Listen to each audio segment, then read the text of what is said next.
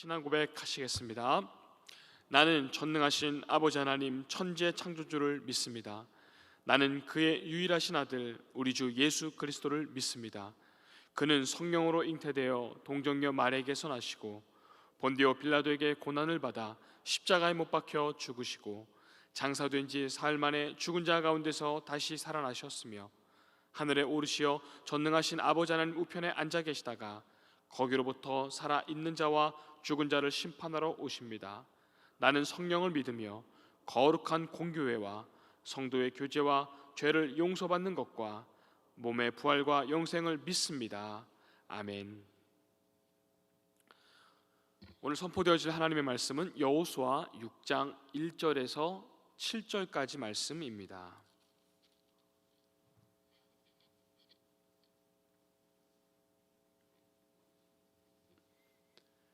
구약 326면에 있습니다. 여호수아 6장 1절에서 7절까지의 말씀입니다.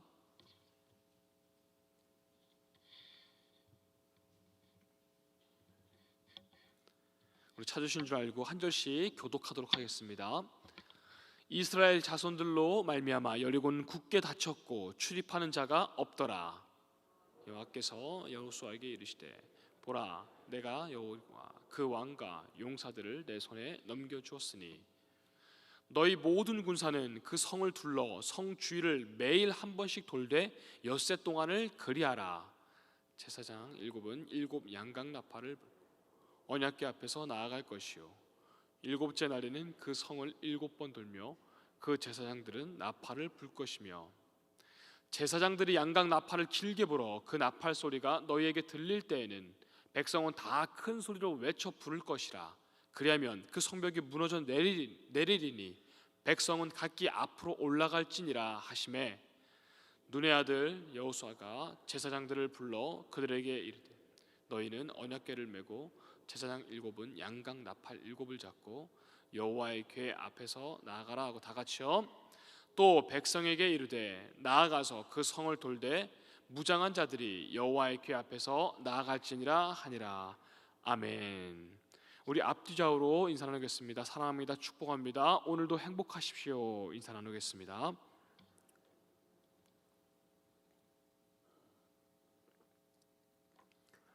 오늘 이 하루를 또 기도회로 시작하는 우리 모두에게 하나님께서 이 하루도 승리를 주실 줄 믿습니다. 이스라엘 민족이 새로운 지도자인 여호수아의 지휘 아래서 하나님께서 약속해 주신 땅 가나안 땅 그것을 정복하고 정착해가는 과정이 그것을 기록한 책이 바로 우리가 지금 함께 봉독한 여호수아서입니다.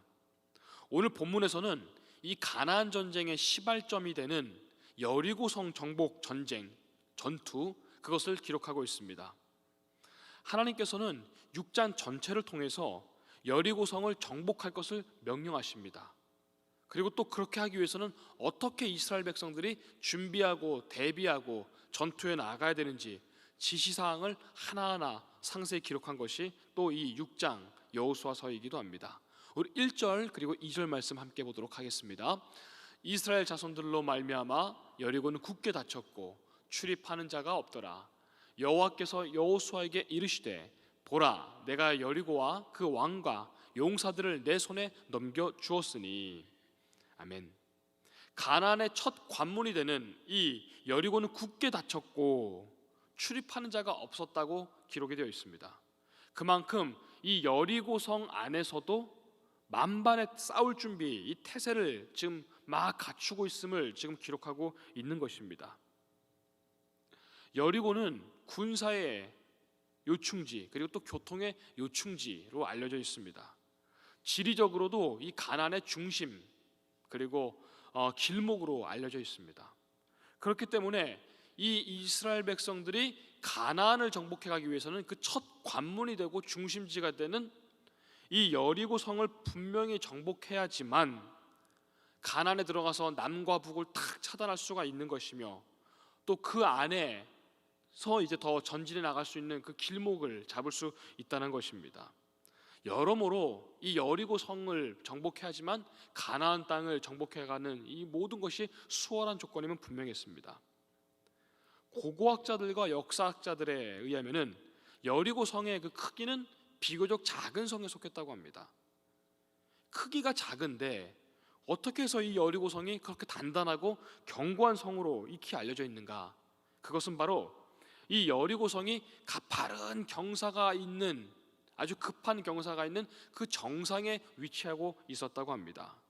그리고 이것을 기어 올라가는 것조차도 사실상 거의 불가능한데, 이것을 올라간 소수의 사람들이 여기에 도착하더라도 3, 4m 높이에 되는 벽이 아니라 돌들이 막 이렇게 놓여져 있었다고 합니다. 이것을 쌓아놨으니 그 돌을 또 피하고 또 기어 올라갔어야 합니다. 소수의 사람들이 그 돌을, 장애물들을 또 돌파한다 할지라도 그 다음에 성벽이 있습니다. 성벽이 한 겹으로 되어 있는 것이 아니라 한 겹이 되어 있고 또 조금 지나서 또 한 겹이 되어 있습니다. 그러니 애초에 그 어떤 외부의 군사들이, 아주 소수의 운동 능력이 좋은 사람들만 그것을 겨우 갈 수가 있었겠죠. 마지막까지요. 그런데 이 군사들, 군대 자체가 거기까지 전체가 오르는 것조차도 불가능하고 기어오르는 것조차도 불가능하니 그 성을 무너뜨리는 것은 아예 거의 불가능에 가까웠다고 합니다. 군대에서도 전술을 배울 때 우리 남성분들은 대부분이 아실 것입니다. 그 전술에 있어서 위쪽에 위치한 그 집단이 아래쪽에서 올라오는 그 집단을 물리치는 것은 사실 크게 어려운 것은 아니라고 합니다. 그러니 하물며 오늘 본문에 있는 이 고대 시대에는 무기도 변변치 않은데 그것을 짊어지고 와서 뭘 던질 수도 없고, 그러니 위에서는 쏟아 붓기만 하면은 뜨거운 것을 붓거나 돌 같은 것을 던져버리거나 활을 쏘면은 얼마나 이 지친 사람들을 쉽게 이길 수 있겠습니까? 그래서 여리고 성은 크기가 작음에도 불구하고 철옹성, 난공불락이고, 또 이 전투는 이스라엘 백성들의 입장에서는 백전배패할 수밖에 없는 그런 어려운 전투입니다. 그럼에도 불구하고 오늘 2절 말씀을 보니까 하나님께서 여호수아에게 이렇게 말씀하셨습니다.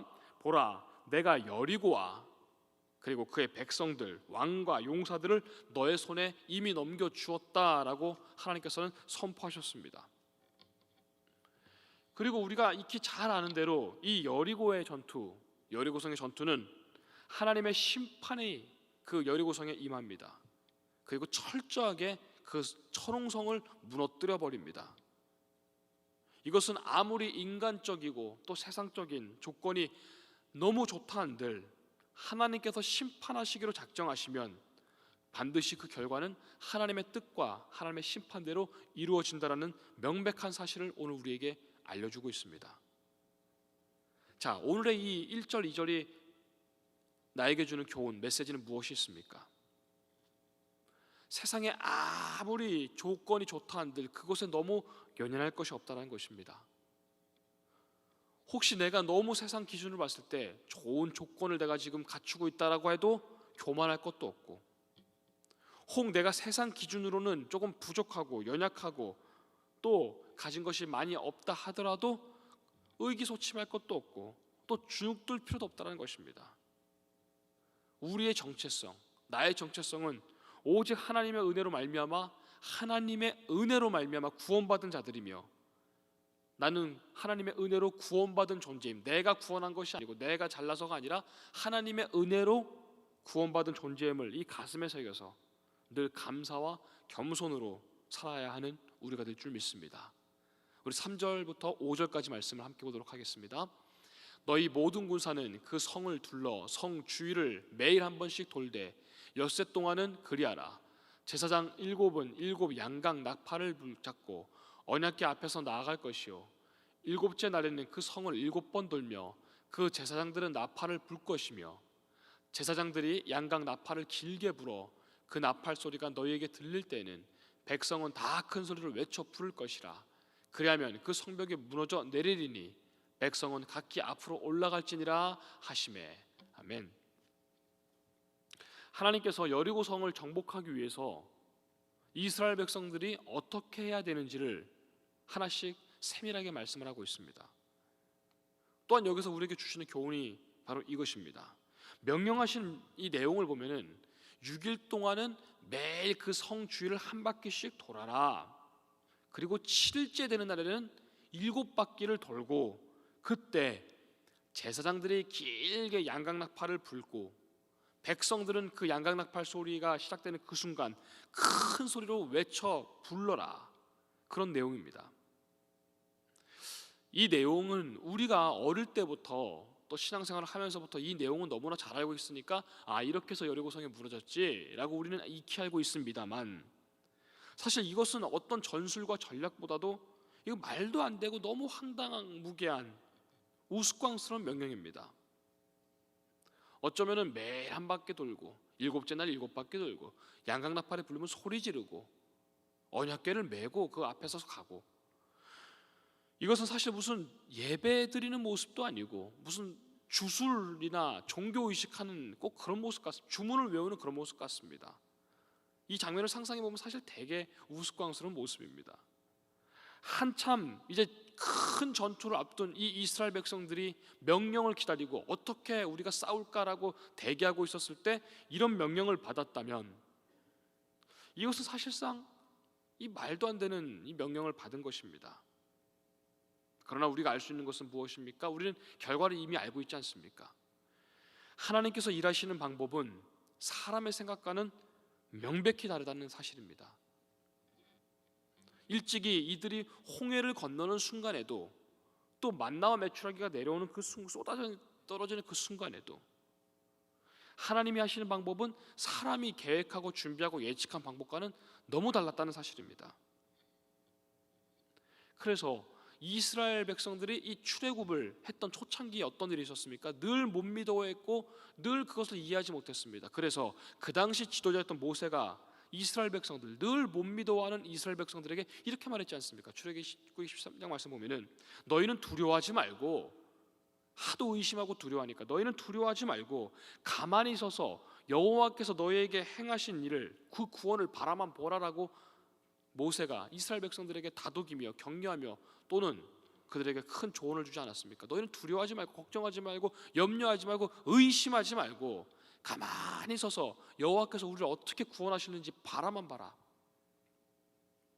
그리고 오늘 이 내용은 오늘날까지도 이어집니다.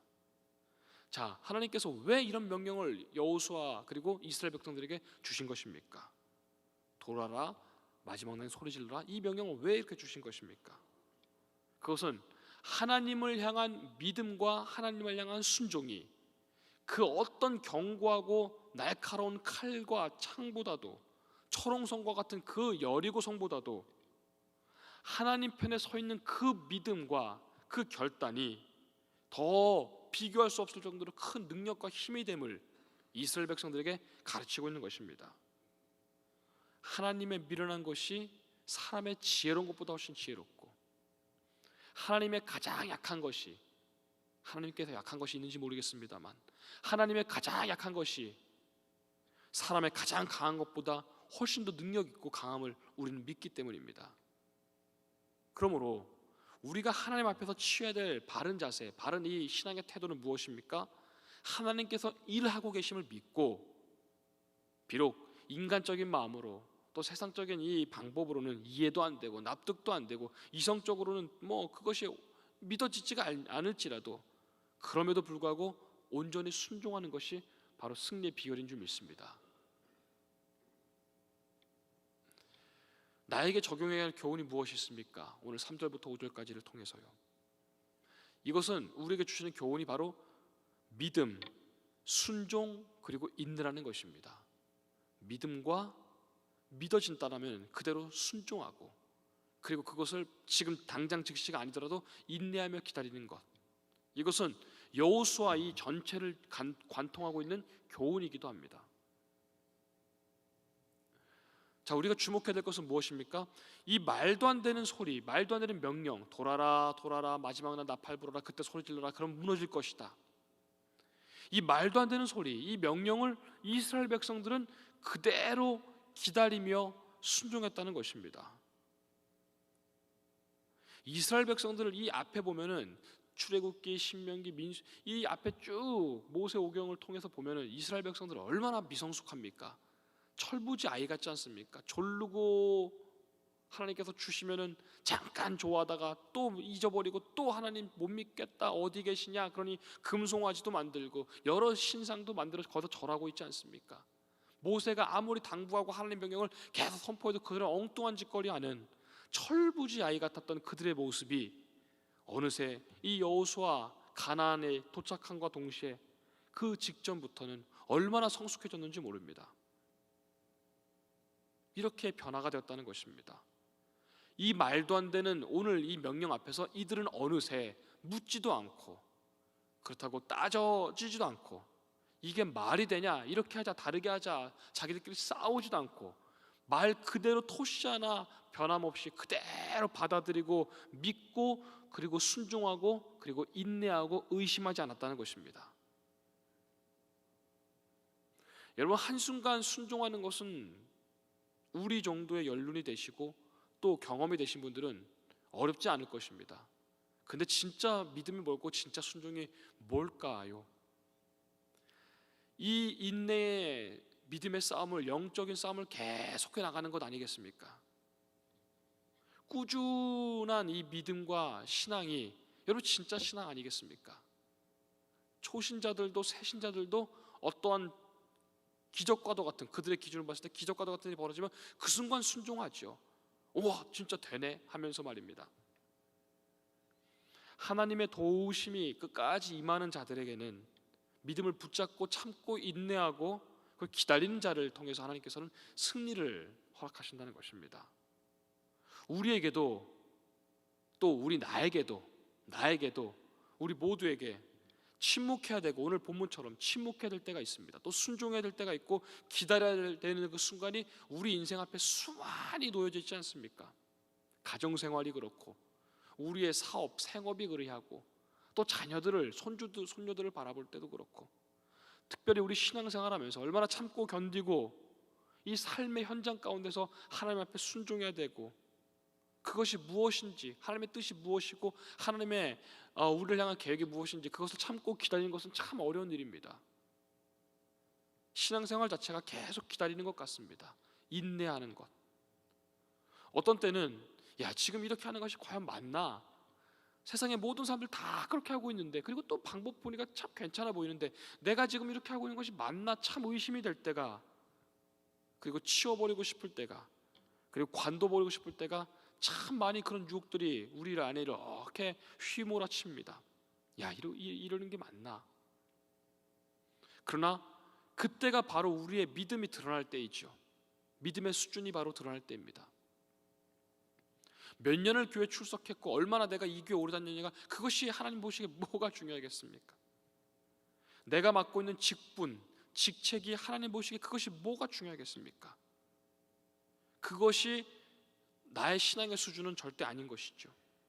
하나님을 기쁘게 하는 것, 하나님을 영화롭게 하는 것, 그것은 우리가 기도하는 것처럼 제가 지금 오늘 설교하듯이 이렇게 유창한 말이 내 믿음의 수준을 나타내는 것이 아니라 어려운 그 순간에 야 이건 말도 안 된다 라고 하는 그 삶의 행태 가운데 그 순간 드러나는 것이 우리의 믿음의 수준일 것입니다. 얼마나 순종하는 것이 어려운 것인지 사무엘도 그랬죠. 사무엘 그 믿음의 선지자도 순종이 제사보다 낫고 그것이 또 말씀을 듣는 것이 순양의 기름보다 낫다라고 얼마나 순종이 어려운지 사무엘이 말하였습니다. 자 요즘 혹시 하나님과 싸움하고 계신 것 있으십니까? 하나님과 씨름하고 있는 것 있습니까? 내가 버려야 할 것들도 알고 있고 내가 순종해야 될 죄들도 알고 있고 결단해야 될 부분도 하나님도 알고 계시고 나만 알고 있는 그 죄가 혹시 있으십니까?